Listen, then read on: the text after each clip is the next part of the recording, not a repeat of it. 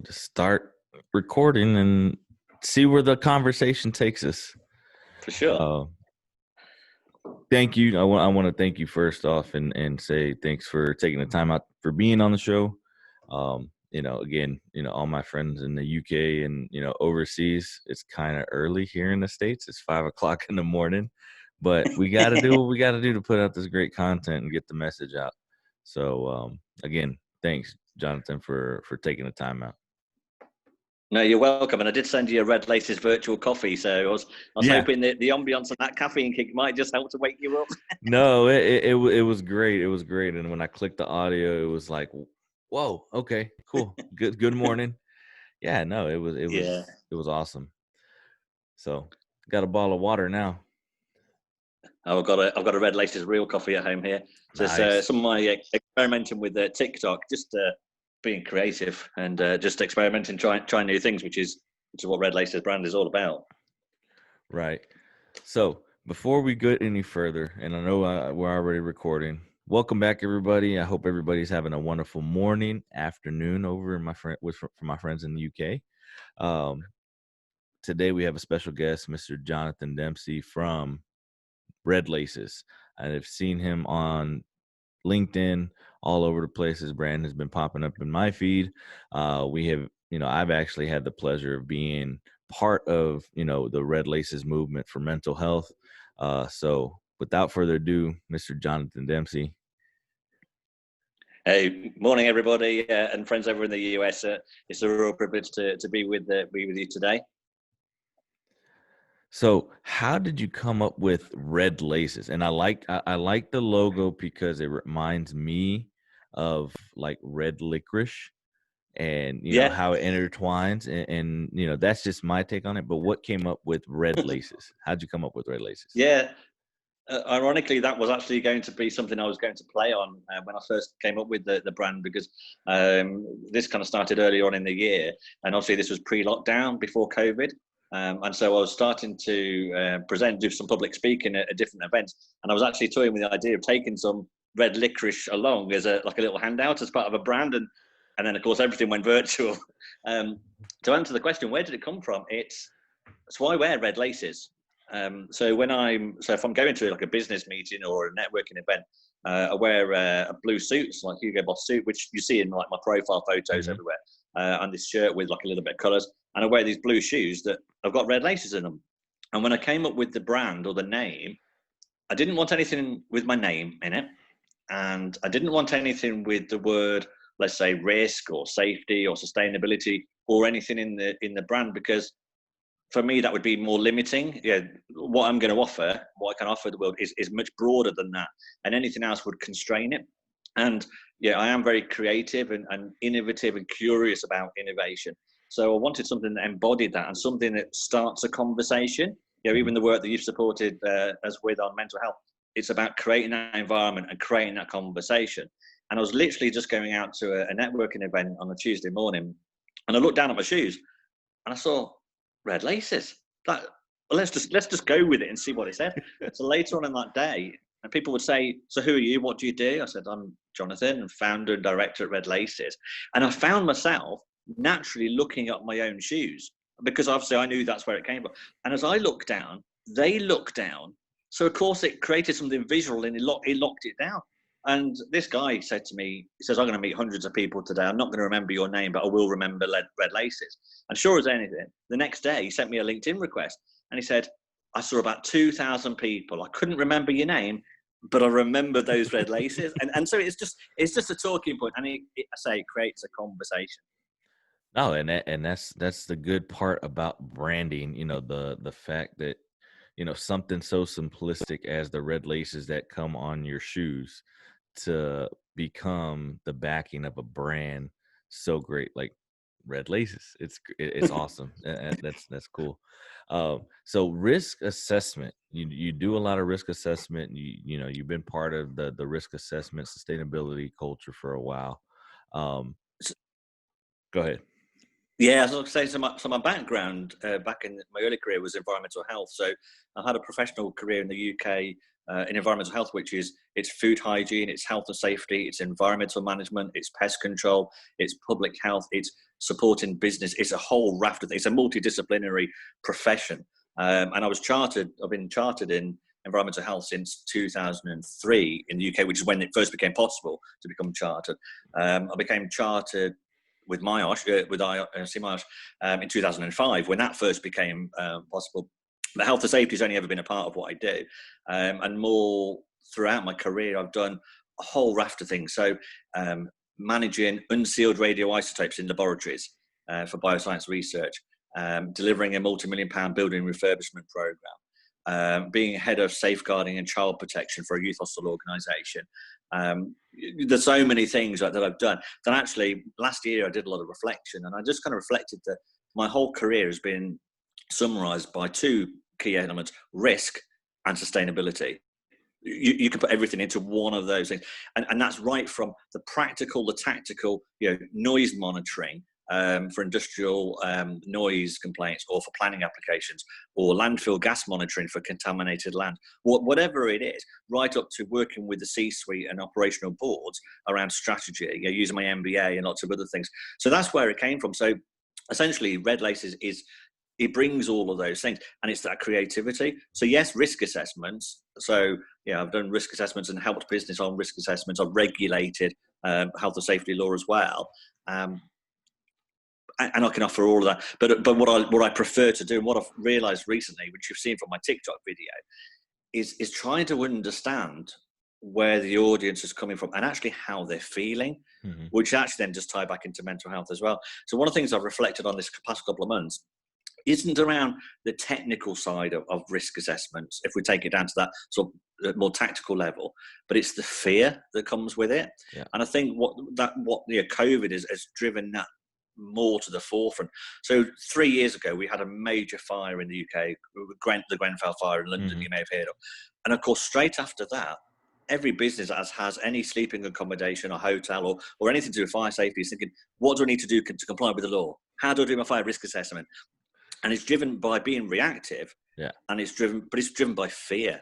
And so whether there's a food hygiene outbreak in a fast food restaurant or in a hotel or whatever, all of a sudden it's, what do I need to do to comply with the law for food safety? And hazard analysis, they've got similar principles to risk assessment. What do I need to do? And of course, COVID has actually brought it to the forefront for pretty much every business. What do I need to do? Yeah. And it's, what do I need to do? What are the rules? What do I need to do to comply? And for me, it kind of resonated. It's a fear. And what I did in that TikTok video was, again, just experimenting, was to try and evoke what that fear feels like. But then actually, if you work with Red Laces and actually take a more strategic approach, a more holistic approach, if you act with integrity and you show empathy and you're curious, then actually you don't have anything to fear. You don't have anything to fear from a regulator, because if you're acting with integrity, then you're trying to do the right things in the right ways. If you're showing empathy, you care about your teams and your people, and that's your own employees, that's your customers, that's your supply chain. And if you're curious, it's, okay, what can we do? What would it take? And if you're curious and you're showing empathy, you're inviting your stakeholders to be part of that conversation. Right. And that's where we all are. So that's essentially kind of where I am at the moment, is trying to understand where a lot of businesses are in that fear. But actually, once COVID's gone, there'll be something else. Yeah. And therefore, what the real value proposition for Red Lace is that strategic work. It's working at a strategic level with a business to say, irrespective of what the rules and the regulations and the laws are, they will change. The incidents that are facing our business or the local environment will change. But actually what won't change, or won't change as much, is, what are you about as a business? What's your strategy for growth? What's your brand? What are your values, and your real values that you live through your business and that you lead and demonstrate through your business, not the values that are on the wall. Right. And if you understand that, and that's your true purpose, your true vision, then what I can do very quickly is hit the ground running to be able to understand your business and your operating environment, to then work out, what do I think are your key operational risks, whether that might be cybersecurity, it might be food hygiene or fire safety, it could be anything. And then do a quick gap analysis to say, where are we now? And then work with teams to start to drive a way forward. Now, can I do that as I did with Ambassador Theatre Group 2 years ago, the global market leader in live theatre, lots of West End shows and famous places in the UK and the US. I went in there and they asked me to just come and spend a month or two just doing a review, which I did. And I left them with a report that helped them to move that forward. But I can come in as an interim director of risk and actually make it happen. So I can come and restructure a team. I can bring teams together, change how the board actually reports on risk and make it a strategic value add. Right. And therefore, if you look at some of the hashtags that I use and I'm about to use for this risk campaign, which we've definitely got to get you involved in, is risk, opportunity, growth. All as one word, all as one hashtag. You'll see that a lot more now, because what I'm looking to do is reframe what risk is. Risk for me isn't something that a functional team does. Right. It's not a status quo. It's not a control. It's not a compliance. It's not limiting. It's that freedom to be creative, to be curious, but to add value to people and to add value to business. No, and you put it perfectly that, you know, you are trying to build people, and the TikTok video sets it perfectly. You know, everybody has the fear and everything is hitting you all at once. And if you just slow down and take one thing at a time, then you start to see yourself grow in a massive scale, you know, and it goes, you know, all over the place, from professional level to your business, to valuing and growing your employees. And then your supply chain gets better. And then you end up being, obviously at the end of the day, people want to make money. So you end up making more money because of taking away that fear and just slowing down and being able to, you know, slowly, progressively grow. And I mean, I think that video was pretty awesome. I like that. I was also reading, you know, your top 5 tips for communication. Where did the idea come up with that, and how were you able to put those in order? So, start the last thing first. So putting them in order, I actually don't think is so important. I think asking the open questions as the number one, I think is fairly useful to have as the first one. I don't see them necessarily as separate and silo. I rarely ever see anything in boxes or ticking a box. These are 5 areas or elements to explore that are interrelated and iterative, and they're not exhaustive. So how it came about, again, as you'll see, it's literally been 4 months since I started all this branding of Red Laces, and I've been on so many steep learning curves. I'd never done a selfie video 4 months ago, but one of my early selfie videos I did in the local woods when I went out for a morning run. I thought about a podcast interview I did, my first podcast interview with James McPherson on rebranding safety last year. And we did a whole hour on compliance stops the conversation. And this is something I feel very strongly about, which is why I don't refer to compliance, only to catch the audience so we can talk about it and bring them to the Red Laces way. But I did a selfie video on the fact that one of the reasons why compliance stops the conversation. And what I mean by that is when a board director will say, are we compliant? Are we legal? Are we safe? You know, that's the compliance mindset of a lot of business. A lot of businesses aspire to be compliant. They will bring in consultants that will guarantee them compliance. But for me, compliance is the minimum standard. It's the bronze. In the UK in particular, the law can't require you to be great or brilliant or excellent. The law can only require you to do the minimum. So compliance with the law is compliance with the minimum. So if you're aiming for the minimum, it's like training for 4 years for the Olympics and aiming for bronze. Yeah. And yet your whole corporate marketing might say, we're the market leader, we care about our customers, we're aspiring to be the best. But there's a disconnect. Because you're aiming for compliance. You're aiming for bronze, but you're telling us you're aiming for gold. It doesn't make sense. So I did a selfie video and just thought, well, actually, it's about asking open and closed questions. Because are we legal? Are we compliant? Are we safe? It's not just the fact that the word compliance is there. It's the fact it's a closed question and a leading question. If your director says, are we legal? Are we compliant? Are we safe? Well, they're expecting you to say yes, aren't they? Because if you say no, and particularly if you're the safety director or in the safety team, you say no. Well, what do you mean no? What are you going to do about it to make it yes? And this has big implications in the UK, particularly in fire safety, which is kind of goes under the radar. But there are a lot of businesses that I know of where because people are afraid to speak up, say things aren't quite right, because it's a compliance culture, and Mm-hmm. therefore it's a tell me everything's okay. I could tick the box and move on. Mm-hmm. Okay. So I did the selfie video and actually put it into the context of asking open questions. And actually, I think we should ask more open questions. So not are we compliant, are we legal, are we safe? What kind of things should we be focused on? How can we bring teams together? If you're in the health and safety team, or the risk team, or something of that ilk, do you know about the new HR system that's about to be rolled out? And do you know how that could impact on how people feel about their jobs, and therefore how they might be thinking and distracted in their work? Do you know about the new IT strategy that the IT department and IT director is working on?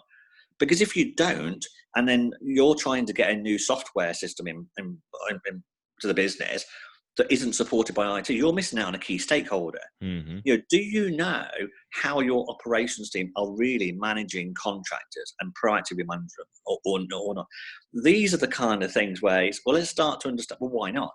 If you're in the health and safety team, when was the last time you went to the communications team meeting? Their regular weekly team meeting. Well, I've never been. Well, why not? Why not? What would encourage you to go? Well, I've never been invited. Well, I don't know if I can. Well, why wouldn't you be able to? When you speak to, when I was on the operations board of a FTSE 250 student accommodation provider, to the operations board and peers, I said, well, can we? What will it take to get you out investigating accidents? The riddle, the ones we have to report to an agency. And the first question was, well, can you give me an audit format? Can you give me a template? Or I can't investigate an accident because I don't know anything about it. I've not been trained. Of course, I wasn't asking them to investigate the accident along with my team, but to get involved in it. So, for example, we had a procurement director, Mm-hmm. and the procurement director says, I will do this. I will do this. The next time you get a report that comes in that has to be reported, I will get involved in this. So next month, somebody had an injury to their wrist. Somebody who was cleaning one of the rooms and a mattress had fallen down on them. So the procurement director got involved with my team to find out, how do we investigate accidents? What are the processes and what behind it? And let's see what we can learn about the incident itself. On the back of that, rather than just thinking, okay, now I've got involved in it, the procurement director was able to see that we could change the specification of our mattress. We could actually change the procedures that we use, which therefore links in with learning development and other teams in terms of how do we train our teams. And actually then, on the back of that, at the next operations board meeting, before I'd even spoken, the procurement director said, I just want to share with you this incident. Jonathan invited me to get on with the team. Really good to spend some time with his team, because actually I wouldn't normally know the kind of things that they do. I just see a report at the end of the board meeting. But actually what we've now been able to do is change the specification for this particular equipment and these processes for all of our refurbishments and for all of our new builds. So that's practical. That's bottom line difference, to the business. And how empowered and motivated did my team feel that you've got a procurement director who they wouldn't normally see spending time with them. So from a leadership point of view, how often do members of a safety or risk team get to spend with their leaders and get into that world? So a HR director then get involved, then an IT director who would never normally be involved. Right. It's that kind of leadership. Yeah, and it's great that you bring that up, because the C-suite and everybody on the upper management level, along with the mid-level supervision and the mid-level line managers, have to get involved in that in order to make your ground level, your frontline employees, the workhorse of better. It helps, and then they understand that the upper management cares. They understand that you are there for the betterment of them. You are really there to make sure that they're going to go home safe, and they're doing everything not necessarily correctly, but in a safe manner. And Yeah. again, like you said, an IT director investigating an injury, who would have thought?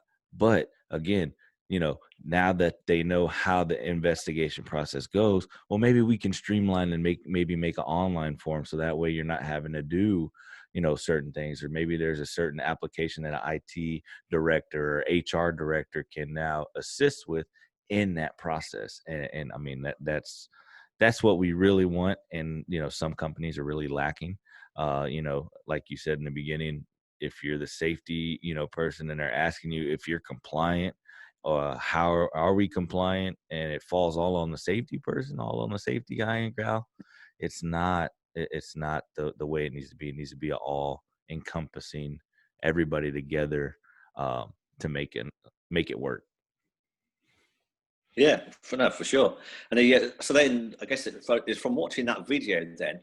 So as well as being chartered in environmental health and in safety and health, I'm also a fellow of the IIRSM, so the International Institute of Risk and Safety Management. And Claire over there had seen that video on Red Laces and said, "I'm really intrigued about your video around open questions. Would you mind doing a top 5 top tips? Yeah, there's a new series that putting on just different tips on different things. Would you mind putting together 5 tips?" So that's when I kind of got pen to paper and started to reflect on how do I see the world. And for people who are working in the risk and safety kind of arena, what can I bring that's slightly different and original? I don't recreate anything. So everything you see that I produce, it's coming from me. So in one of the tips you'll see, for instance, about designing risk designing risk management. So you could call it safety by design, but it's designing that safety and designing risk management into what we do as a business, but all part of communications. So actually, if you look at and when I posted this on LinkedIn, I sort of targeted a HR director, and I kind of said, well, as a HR director, how would you describe your strategic capability to drive risk management within your business using communication? So if you look at it, HR could read that. It's not technical, but actually it does talk about how do we start to think quite differently. Yeah, if you're talking about designing risk management, and I'll give you an example, obviously for a more safety related for your audience. If you think about manual handling and ergonomics injuries, you might have in the US, and we have here, say, National Back Care Week or something similar, something to promote. And what if you're in construction, if you're in logistics, if you're in anything where you're having to do a lot of manual handling, you may well have a focus there on the people on the front line who are having the injuries as recorded by the health and safety team. Now, you and I will both know that manual handling and musculoskeletal injuries, they're complex, aren't they? They're a bit, you don't see them happen straight away. You're not quite sure the causation and all that kind of thing. There's so many factors involved in it. And of course, very closely linked to stress and mental health as well, that pain and discomfort. Where would you, in your business, if you were asked now to go to your director and provide some insight on the level of manual handling injury in your business, how would you go about it? Where would you go for the data? What would you be looking for? Who do you think owns that data, for instance? Yeah, the guys that are doing all the heavy lifting, the ones that are actually manually working and picking up everything. That's where you would, think to go get the data right off the bat, and it'll be the best and truest data because they're the ones completing the work. For sure. In terms of the activities, but if you were to look at the lost time injury through your business through musculoskeletal injury. So how many days lost have we had this month or this quarter? Where are the hotspots are? Where are the hotspots in the business or times of day or the sites where the issues are big? Where would you go for that? Let me go to my spreadsheet that I have, and I have it recorded. And all of it's recorded. In the States, we record all of that stuff, all of our documentation. So let me go research all of that, and then give you the stats. Yeah, and those stats are likely to be, by and large, if you're the C-suite, you're likely to go to the health and safety team and say, "Give me the data on manual handling." Have you considered, for instance, that the true picture? If you imagine a pie chart, that a third of lost time injury in your business is likely to be manual handling or musculoskeletal related.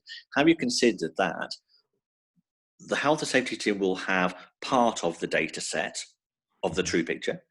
There will be a lot of it that goes unreported, Yes. because people either they don't feel that they can report, they don't even know how to report in an instant. The culture is such that they don't want to open up. So all those kind of things. So even the safety team have a partial set, but also you'll have HR, your human resources, because there will be a lot of absence related from that Mm-hmm. that wasn't reported through the health and safety route, was picked up by people taking a day off because they didn't feel so good. So the human resources or HR team will have some of that data, but in my experience with lots of market leaders, that's quite patchy anyway. Their whole process for recording absence is quite, and certainly some of the senior leaders or senior managers probably don't even have to report absence. They can just work from home and claim they're still working. Also, occupational health. So those medical support agencies that work alongside or with the business, they may also have some insight as well. So there might be some overlap, but there's certainly some gaps. But if you imagine a pie chart where there's probably split into four: the safety team, the HR team, the occupational health medical providers, and the unreported, that's your true picture that nobody sees. So whatever is being reported is a fraction. Now you imagine turn this on its head. Let's say that we identify the top 5 risk areas for health and safety in our business. Let's say we're a logistics company. So let's say number 1 is workplace transport, because that's going to be a major source of fatality and major injury. Let's say number 2 is work at height. Let's say, because again, it's not going to happen very often, but if it does, it could be a fatality or major injury. Let's say number 3 is contractor safety management, because you're bringing thousands of contractors into different parts of the site that you don't go to, and they're doing a whole lot of crazy stuff with lots of different tools and techniques. Let's say number 4 is manual handling, and number 5 is maybe either slips and trips or being struck by a moving object. It might be or something different. So let's take manual handling, and we've now said and we've got the C-suite to agree that we're going to have a strategy that is really focused on these top 5. So of course there's electrical safety, there's Legionella, there's all this, but you can't go for everything. Let's be strategic about this. Right. Let's go, and we can change those top 5 as we get more evidence and as we want to move. That's fine, but to start somewhere. So let's pick up manual handling. Now we're being strategic about it. We can start to be holistic and start to collaborate across functions. So we can now start to say that we want to get an understanding of, we can work with the business intelligence team and IT to start to really understand what data do we have. And let's, rather than thinking that health and safety team has the full set and owns all the data, let's be curious. Because remember, we're acting with integrity. Right. We're showing empathy for our teams because we want to learn and know more. And we want to be being curious. So who else might have some data? And who's really good with data? So the business intelligence team, if you have one, are likely to have lots and lots of data at their fingertips and be very good at creating visuals for it to tell a story that you can then use. So let's start to collaborate with them. Let's start to pick up with the communications team and say that for National Back Care Week, we want to do a campaign that includes and involves and engages the whole business, not just the frontline team. So we want the office support teams and all the different teams to understand the role in it. But of course, if you're an office, why is it relevant? Because you're not lifting sacks, you're not moving weights. But actually, from an ergonomics point of view, say display screen equipment, sitting down at a chair, whatever, actually there are issues. So if we let's say call it manual handling or ergonomics, or maybe you make it a broader title, or just use tailor the language. So in your office environments and support environments, you use the term ergonomics, and for your say labour type or physical manual type work, you use the manual handling. So if you've got your communications team on board, remember you need to know your audience and to involve and engage them, use something they can relate to. So because we're being strategic about it, there's one place this is coming from and the board are backing it. You can then start to say, so for next week in the offices, we are going to do some campaign. We're going to do some display screen equipment. We're going to provide some different mouse mats and footrests and let you trial different stuff and get you involved. We're going to come around and ask you what your suggestions would be. We're going to get the unions involved if you have them. Out on the front line, we're going to do all these things. We're also going to do some case studies where, for instance, if you work in procurement, sales, procurement, that kind of function, you're sat in an office, you cannot see 200 miles away the impact, the consequence of what you order. Right. You imagine you order 2,000 of something and it was supposed to have been 20. So at the logistics, at the inbound, they're expecting 1 pallet of something to come in of loose load. And what they've got is 3 wagons full with all these Full, pallets that have yeah. come up at their door, which have now got to be moved by forklift trucks, which are now going to be manually moved and reprocessed and all because somebody in procurement put an extra couple of notes. They didn't know the consequence. So when we come to risk assessment, you referred to earlier on, Mm-hmm. the reason why I talk about this in the context of risk management and be strategic, because if we actually understand the bigger picture, we can start to understand the upstream and the downstream consequence and show that we then bring our values back into this. Because if we're connected and we care, we can support each other on this. Yeah, and you know, bringing that into perspective, understanding the consequences behind, you know, you adding that extra note or that extra zero from 200 to 2000 now, you know, there's consequences. There's more man hours that go into it. There's more possibly manual handling, machine handling, which then elevates the risk of some potential, you know, injury. Yeah, You know, and then it, like you said, it goes upstream as well as downstream. You know, the people that are sitting in the office making these decisions from an office, like you said, 200, 3,000 miles away, yeah, uh, and they click a button and say, okay, my job's done. We'll go investigate how you did that and go see what it's actually taking for that mouse click that you just completed. yeah, You know, take the time out, because that is going to bring the extra added value to a workforce. And looking at the, you know, these 5 tips for communication, I like the being creative. I've just recently started, you know, since the beginning of the year, this podcast. So this is kind of a way to be creative, and then, you know, getting on a couple of videos, and then eventually I'll be going out to YouTube with the podcast as well and doing live stream. But yeah. being creative, explain to us how, you know, to communicate in a creative way.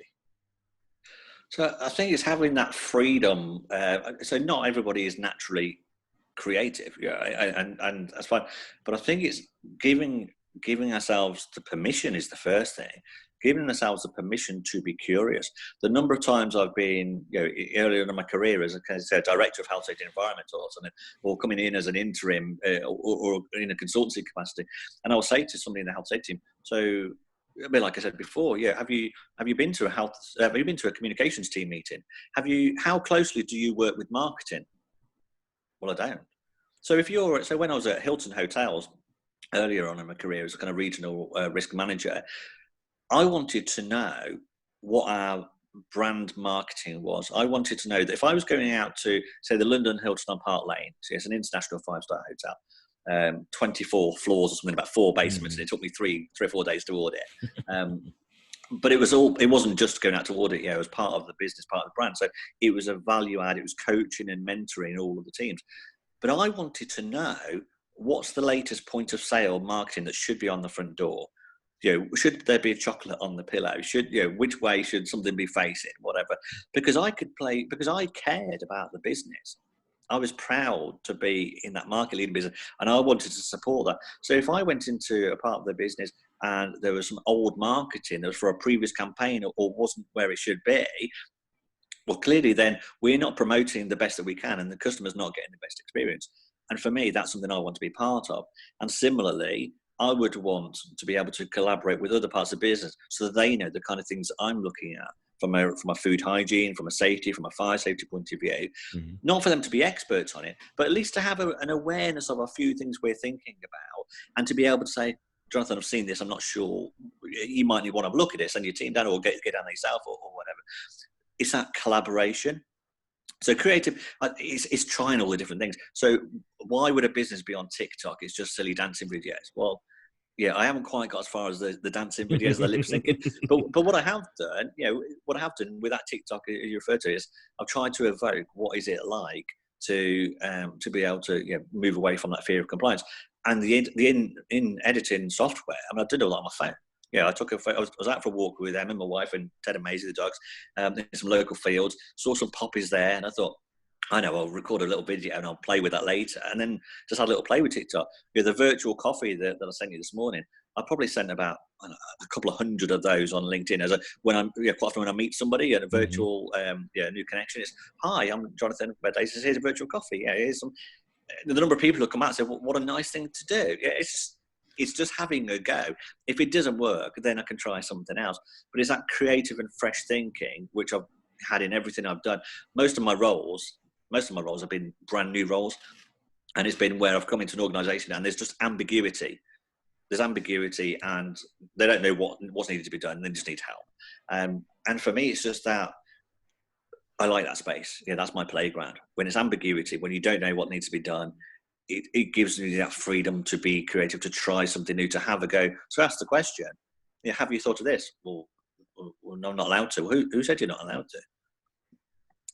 Yeah, definitely. And the times now, obviously we're still in COVID and before COVID, it was the same in a sense routine. Okay, get up, go to work, do what you have to do.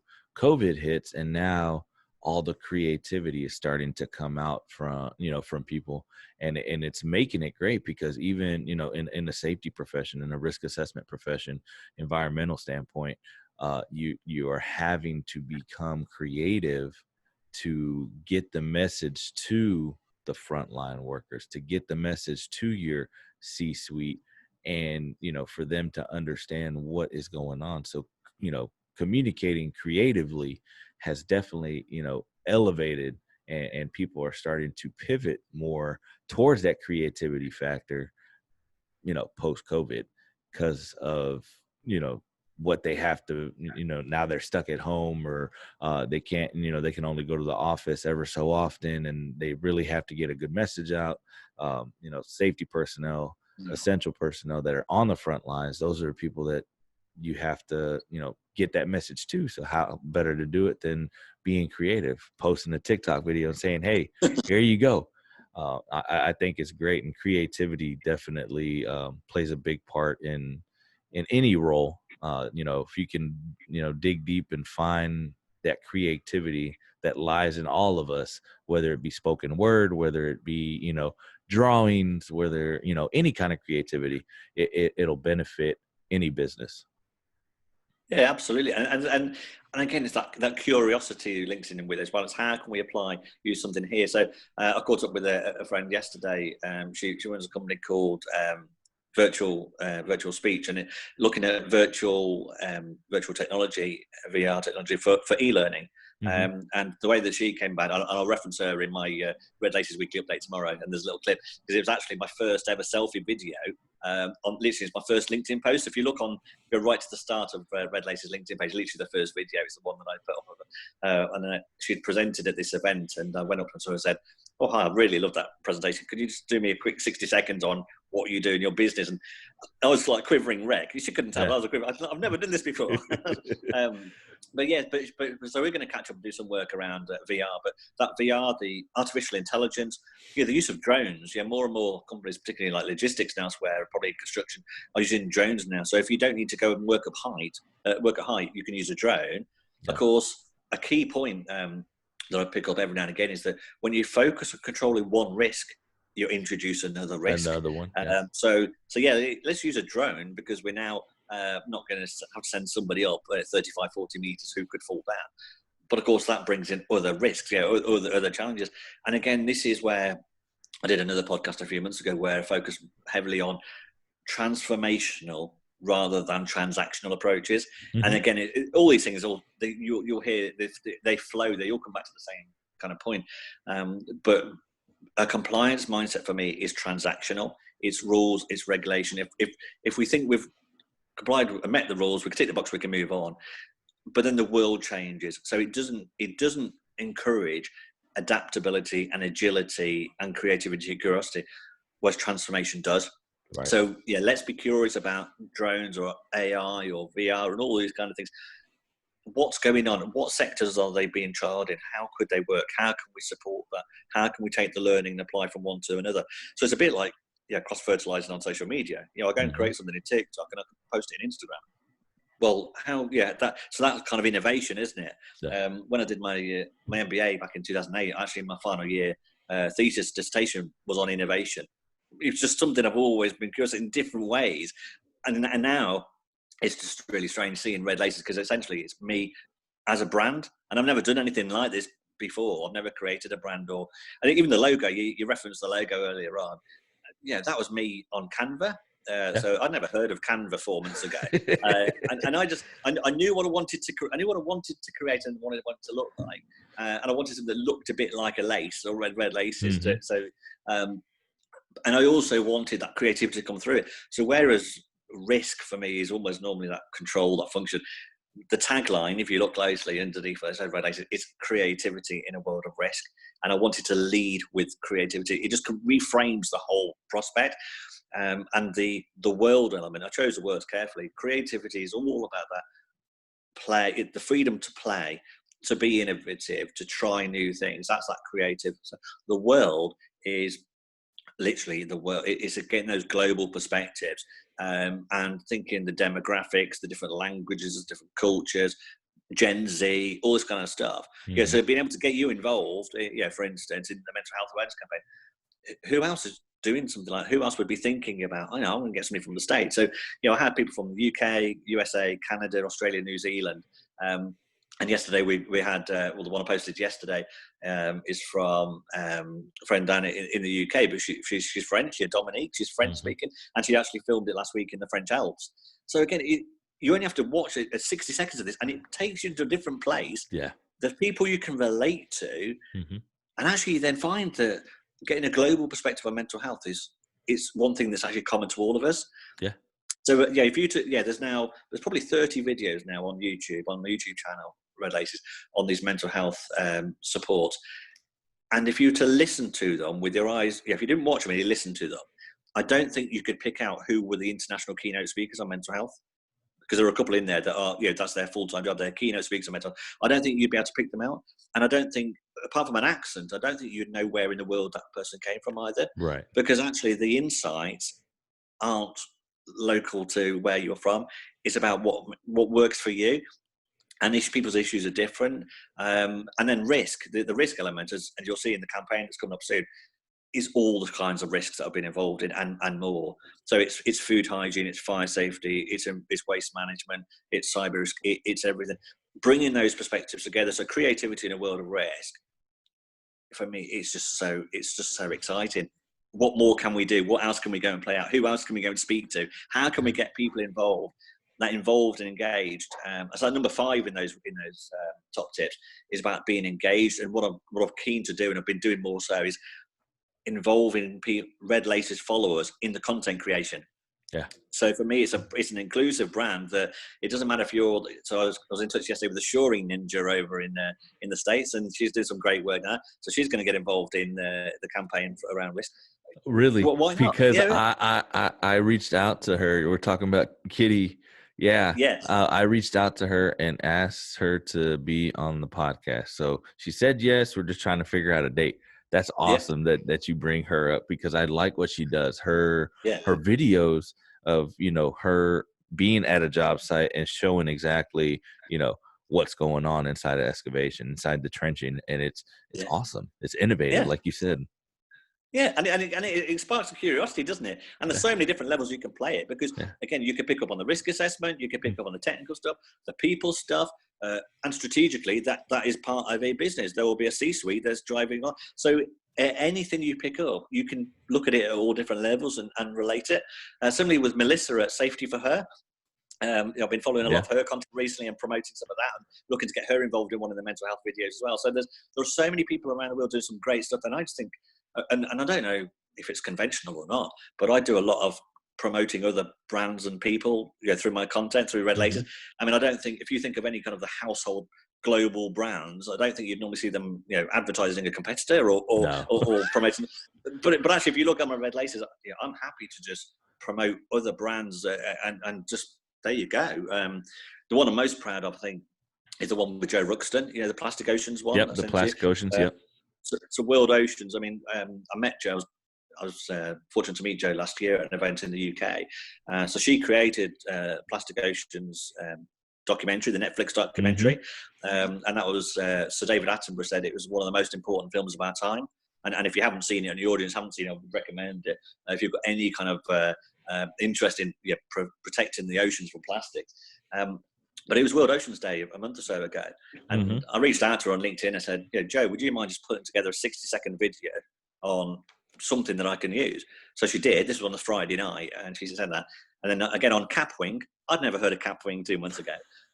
So I got her video. I recorded a little selfie video myself, stitched the two together, and then in Canva, I've embedded that into a photograph of me scuba diving. And that photo was me doing I did my paddy open water diving in the Caribbean in January. So I've embedded the video onto the photo, put some text around it, and then on the morning of World Oceans Day, I actually sent a copy of that to the head of communications for Plastic Oceans UK, and then said, I'm actually going to be promoting this today. So you do whatever promotion you're going to do, but Red Lace is actually promoting this for you as well. Yeah. That's awesome. Yeah. And for people that don't know, and that once this comes out and you're listening, Canva is one of the greatest softwares out there. It's a great, and it's web-based. And then Capwing is also, I just got introduced with Capwing because I'm going to start a live actual, Facebook Live. So I needed to get my overlays and everything, So go check those out. They let you do all kinds of stuff, from presentations to social media to, your Facebook banners, your Instagram stories, everything. They have everything there for you. There is a free version. If you pay a little bit, you get a little bit more, stuff, but the free version has everything that you need. I'm just, Canva, if you want to sponsor the podcast, that'll be great. But it works out because you can be, again, going back to that creativity, you can be so creative with Canva and make, okay, I have a video, I have an image, how do I put the two together? And in Canva, it lets you do that. It lets you merge and be creative and then put that out for the world to see. Yeah, no, absolutely. So the mental health videos, and again, yours. If you look at yours and all the others, you notice that the frame is slightly different. Yeah. So some people are in a star or a round circle, or like Jason Lucas over at Safety Justice League. I think he's in a round one. Round one, yeah. But Red Bear's in a squiggly one. And so my weekly update, I've just started doing literally last week. So the template for that, again, I've created on Canva from literally a white sheet, a screen, and just playing with it. And I mean, I don't know what I should or shouldn't do in terms of content, but I'm just having a go and just being creative and providing what I think will add value to people. And gone from, in 4 months, literally gone from 0 to 335 followers on LinkedIn. So somebody somewhere is getting some value from it. Yeah. Oh yeah, definitely. And every video that comes up, and, it was a great honor to be, a part of that, and I was actually out at the job site, and I had a little break. I was able to, break away and record that video. And then when it came out, I was like, oh man. And then people are actually going to see this. And, and it's great just to be able to, like you said, to cross pollinate. And, you could be in the US, for one, and then be all the way in the French Alps for the other, be in New Zealand or Australia. And it's just, we all are tackled with the same issues in a different way, mental health, risk assessments, injuries, all types of things. We're all dealing with it, but in different areas, and it works and it brings it all together. So I support your brand. Jonathan, you definitely have a longtime follower here from me, and I hope my listeners and followers will go also support, because it's a great brand on what it stands for, and you're doing great things. Keep the content up. Thank you. I really appreciate your support. And it's evolving and it's growing. And for me, it is really about engaging people and giving people an opportunity to get involved. I see every like and comment. The Red Laces is only me, so I see every single like or comment on all the 5 platforms that we're on, and so I can reach out. And I reached out to one guy on LinkedIn a few months ago. His name kept cropping up on a like, and I wasn't connected with him. So I just sent a message, reached out, said, hi, thank you for liking Red Lace's content. How are you? And he kind of, I went to the details, but he kind of said that him and his wife had kind of realised that he was struggling with some issues around mental health, and he works in construction. So he's always worked in a very macho environment. He's used to dealing with stuff, so he sees it as he's proud of the fact that he can deal with all this stuff. But a few things have come together, and he was struggling. And these videos were really helping him. It was, and so for me, that was wow. That was, I'm not getting any feedback. It's really lonely being an entrepreneur and trying these kind of things for us. So there's no team meeting for people to say, I like it or I didn't. So that was great. And of course, he now appreciates the fact that a brand's actually come back to him. How often do you put a comment, tweet to an organization?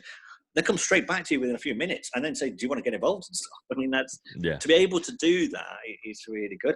I don't know how we're doing for time, but we were going to mention briefly about the sort of survey we did on mental health earlier on this week. Yes. You got a few minutes? Yeah. We're good. I got about 10 minutes. We're good. And I was going to bring that survey up. Trying to find it. Well, if I give you some figures and then maybe you give me some thoughts on it.